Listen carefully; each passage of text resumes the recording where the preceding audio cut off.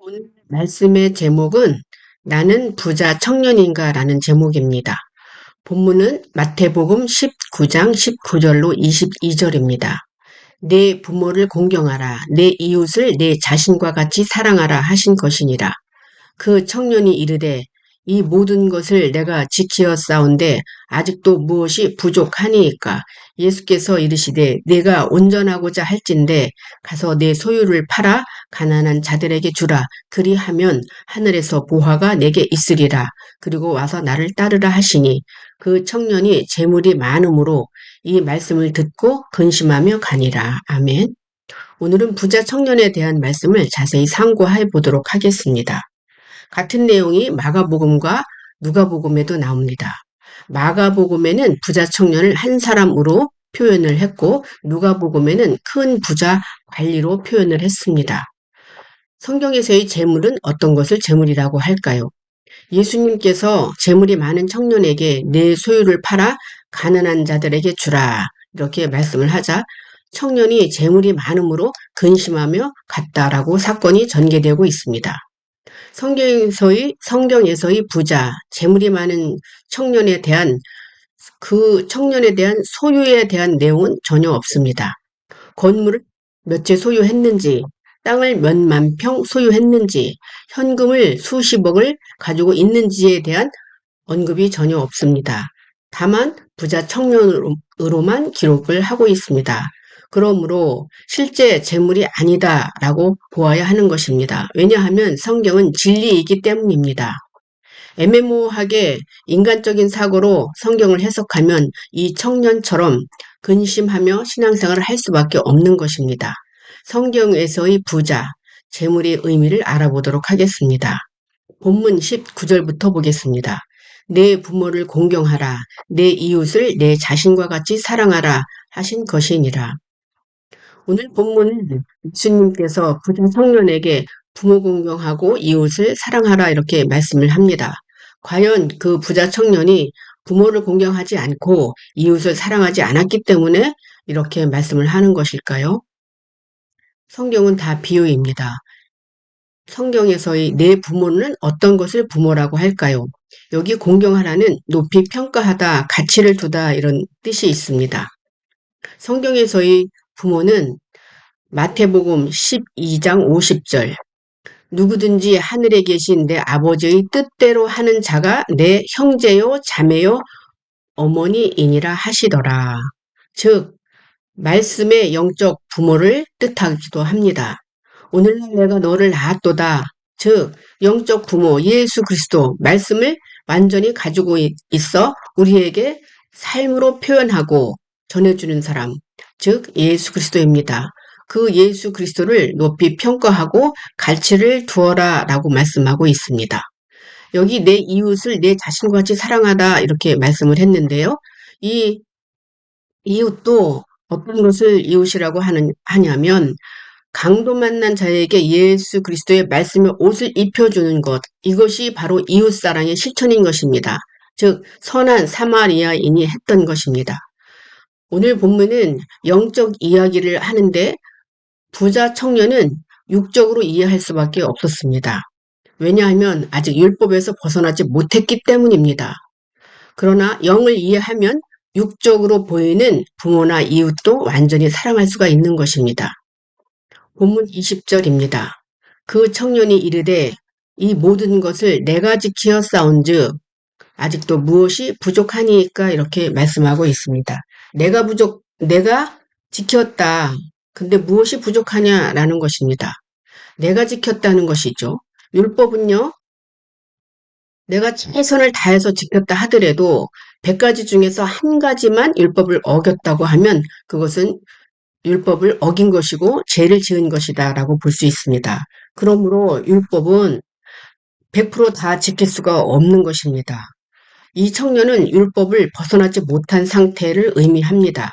그러기에 아직은 안식을 소유하지 못했다라고 볼 수 있습니다. 율법은요, 내가 지킬 수가 없는 것입니다. 지키다라는 그 내용에 대해서 몇 가지 보도록 하겠습니다. 누가복음 11장 21절로 23절. 강한 자가 무장을 하고 자기 집을 지킬 때에는 그 소유가 안전하되 더 강한 자가 와서 그를 굴복시킬 때에는 그가 믿던 무장을 빼앗고 그의 재물을 나누느니라. 나와 함께하지 아니하는 자는 나를 반대하는 자요. 나와 함께 모으지 아니하는 자는 해치는 자니라. 내가 내 집을 잘 지킨다고 생각을 하고 있죠. 나 신앙생활 이 정도이면 잘해 라는 것이죠. 자기 집을 지킬 때에는 소유가 안전하다고 생각할 수 있습니다. 그러나 더 강한 자가 와서 예수 그리스도이죠. 그를 굴복시킬 때에는 그가 믿던 무장을 빼앗고 그의 재물을 나누느니라 이렇게 말씀하고 있습니다. 반드시 재물을 빼앗겨야 되는 것입니다. 내가 알고 있던 모든 사상을 빼앗겨야 되는 것입니다. 누가복음 15장 29절로 31절입니다. 아버지께 대답하여 이르되 내가 여러 해 아버지를 섬겨 명을 어김이 없거늘 내게는 염소 새끼라도 주어 나와 내 벗으로 즐기게 하신 일이 없더니 아버지의 살림을 창녀들과 함께 삼켜버린 이 아들이 돌아오매 이를 위하여 살찐 송아지를 잡으셨나이다. 아버지가 이르되 예 너는 항상 나와 함께 있으니 내 것이 다 내 것이로되 이렇게 말씀을 하고 있는 것입니다. 율법의 관점에서는 타인의 단점을 볼 수밖에 없습니다. 환경에 따라 변할 수밖에 없습니다. 여러 해 동안 내가 아버지의 명을 어김이 없었다라는 것이죠. 율법을 지킨 대가를 바라는 것입니다. 염소 새끼라도 주어 나와 내 벗으로 즐기게 하신 일이 없었다 이렇게 말씀을 하고 있는 것이죠. 즉 아버지의 마음을 이해하지 못한 것입니다. 예수 그리스도와 내가 하나 되지 못한 상태를 말씀하고 있습니다. 그래서 이 율법이라는 것은요. 대가를 지불해야 되고 대가를 바랄 수밖에 없는 그런 신앙생활을 할 수밖에 없다는 것입니다. 또한 시편 133편 1절로 3절 보겠습니다.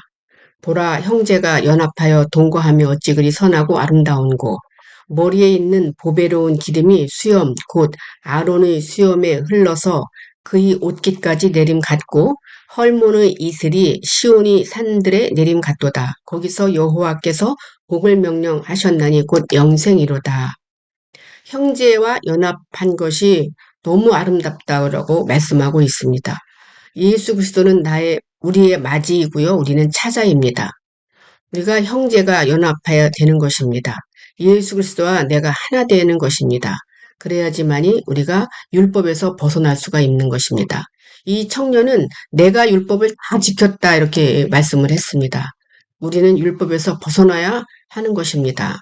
그래서 더 부족한 것이 우리는 더 열심히 신앙생활 최선을 다해서 해야 된다라고 생각하는 것입니다. 이제 본문 21절로 가겠습니다. 예수께서 이르시되 내가 온전하고자 할진대 가서 내 소유를 팔아 가난한 자들에게 주라. 그리하면 하늘에서 보화가 내게 있으리라. 그리고 와서 나를 따르라 하시니 오늘 본문의 가장 중점적인 내용이기도 합니다. 내가 온전하고자 할진대 가서 소유를 팔아 가난한 자들에게 주라. 이렇게 말씀을 하고 있습니다. 여기 온전하다는 것은 어떤 뜻이 있느냐 하면 성년이 끝난 마무리된 완벽한 어른 이런 뜻이 있습니다. 이 청년은 아직 온전할 수가 없었던 상태이죠. 왜냐하면 율법과 복음을 제대로 구분할 수 없었던 상태가 바로 청년의 상태인 것입니다. 온전하고자 한다는 것은 마무리된 어른이 된 이런 상태를 말씀하고 있습니다. 말씀으로 완성된 것이죠. 청년에서 완벽한 어른이 되는 상태를 바로 온전하다 이렇게 말씀할 수 있습니다. 온전한 것에 대한 몇 가지 예를 들어보도록 하겠습니다. 히브리서 10장 1절로 4절 율법은 장차 올 좋은 일의 그림자일 뿐이요 참 형상이 아니므로 해마다 드리는 같은 제사로는 나아오는 자들을 언제나 온전하게 할 수 없느니라. 그렇지 아니하면 섬기는 자들이 단번에 정결하게 되어 다시 죄를 깨닫는 일이 없으리니 어찌 제사 드리는 일을 그치지 아니하였으리요. 그러나 이 제사들에는 해마다 죄를 기억하게 하는 것이 있나니 이는 황소와 염소의 피가 능히 죄를 없이 하지 못함이로다. 이렇게 말씀하고 있습니다. 율법은 장차올 좋은 일의 그림자다라고 말씀하고 있습니다. 참 형상이 아니라는 것이죠. 그래서 이 제사, 오늘날의 예배이죠. 예배로 나오는 자들은 온전할 수 없다 이렇게 말씀하고 있습니다. 온전할 수 없고 다만 예배와 제사는 죄를 깨닫는 일에 대해서 한다는 것이죠. 그래서 주일마다 와서 죄를 깨닫고 회개하고 또 그 다음 주일에 와서 일주일 동안 살았던 일에 대해서 죄를 깨닫고 회개하고 그런 제사 예배일 수밖에 없다. 그것은 온전할 수 없다. 이렇게 말씀을 하고 있습니다. 왜냐하면 고린도전서 13장 9절로 12절 우리는 부분적으로 알고 부분적으로 예언하니 온전한 것이 올 때에는 부분적으로 하던 것이 패하리라. 내가 어렸을 때에는 말하는 것이 어린아이와 같고 깨닫는 것이 어린아이와 같고 생각하는 것이 어린아이와 같다가 장성한 사람이 되어서는 어린아이의 일을 버렸노라. 우리가 지금은 거울로 보는 것 같이 희미하나 그때에는 얼굴과 얼굴을 대하여 볼 것이요. 지금은 내가 부분적으로 아나 그때에는 주께서 나를 아신 것 같이 내가 온전히 알리라. 아멘. 율법과 그 복음의 혼돈 상태를 말씀하고 있습니다. 부분적으로 알고 있는 것이죠. 부분적으로 알고 부분적으로 예언한다는 것은 아직 온전한 것을 받아들이지 못한 상태를 말합니다. 즉 초보적인 신앙 상태를 말씀하고 있습니다. 온전한 것이 올 때에는 부분적으로 하던 것이 다 폐하여지는 것이죠. 어렸을 적 신앙생활을 말하는 것과 같은 것이고요. 어린아이와 같고 아직 장성하지 못한 상태를 바로 부분적으로 알고 율법으로 신앙생활하는 것을 말씀하고 있습니다. 온전한 것이 오게 되면은 거울로 보는 것 같이 희미하나 그때는 얼굴과 얼굴을 대하여 볼 것이요. 이렇게 부분적으로 아는 것이 완전히 예수 그리스도를 알게 되면 실존이신 예수 그리스도를 보고 듣고 만진 바가 되어야 되는 것입니다.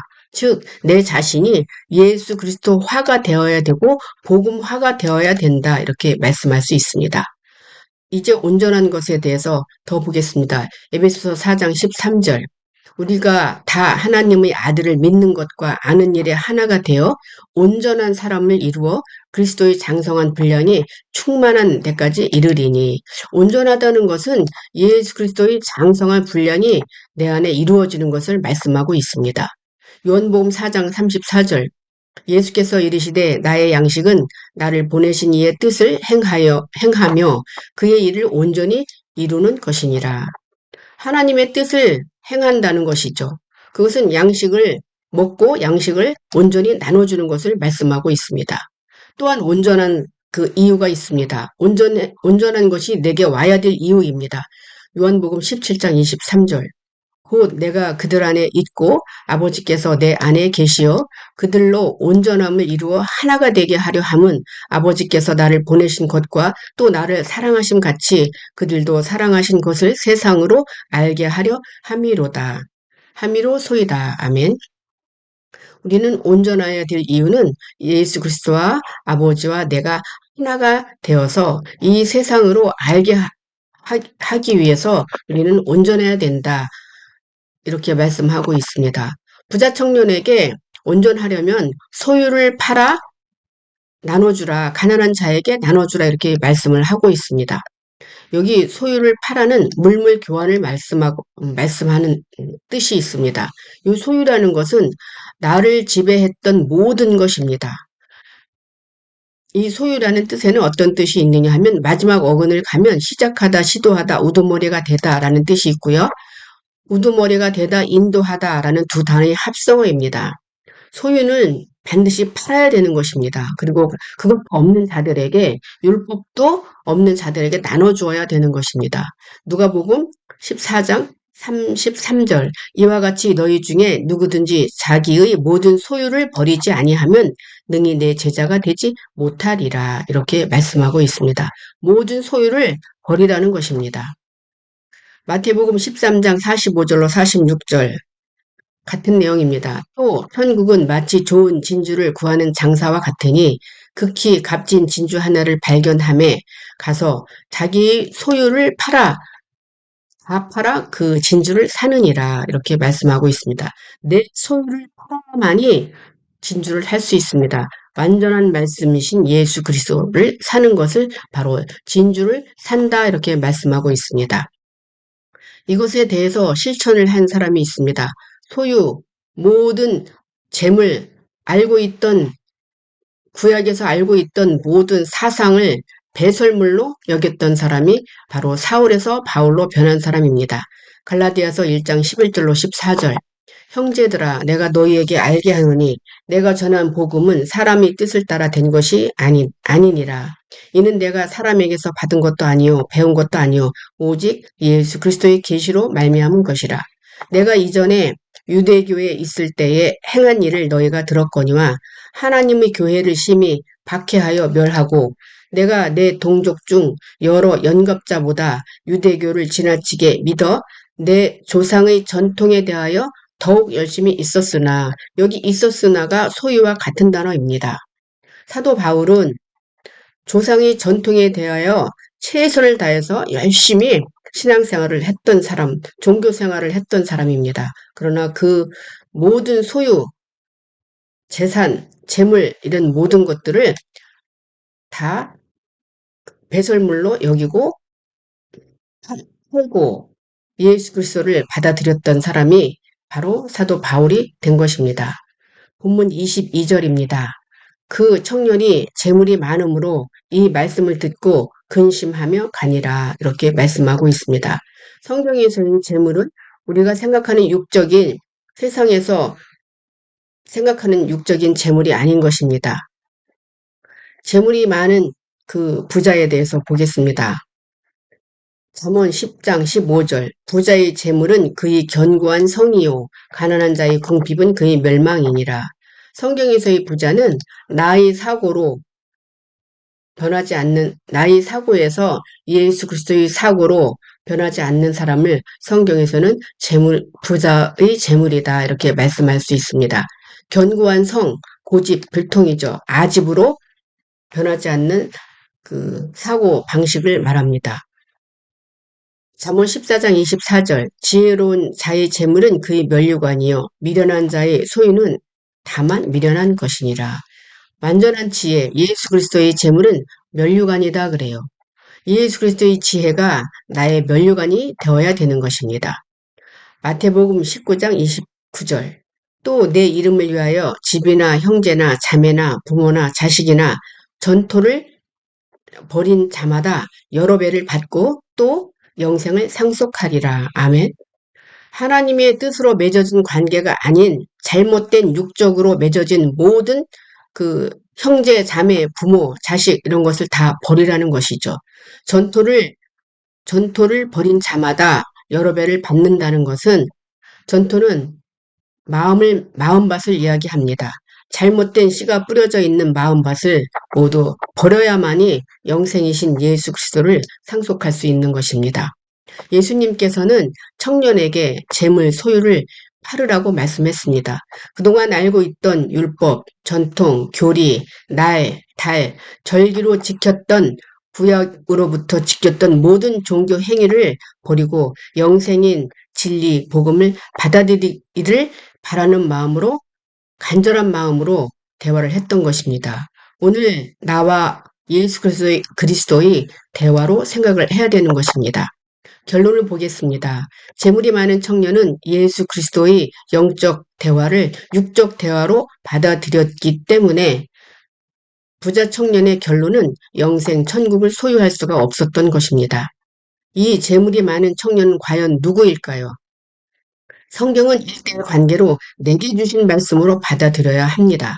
내가 부자 청년으로 예수 그리스도의 말씀을 글자 그대로 해석하여 받아들이면 나 역시 부자 청년이며 뿐만 아니라 성경을 육적으로 해석하여 전하는 모든 이들이 내가 알고 있는 사상, 재물, 소유를 버리지 못하면 우리 모두 부자 청년인 것입니다.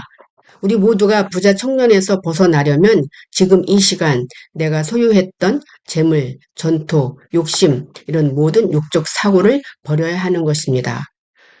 모든 것을 버릴 수 있는 부자 청년에서 예수 그리스도의 사고를 받아들일 수 있는 저와 여러분이 되시기를 간절히 바랍니다.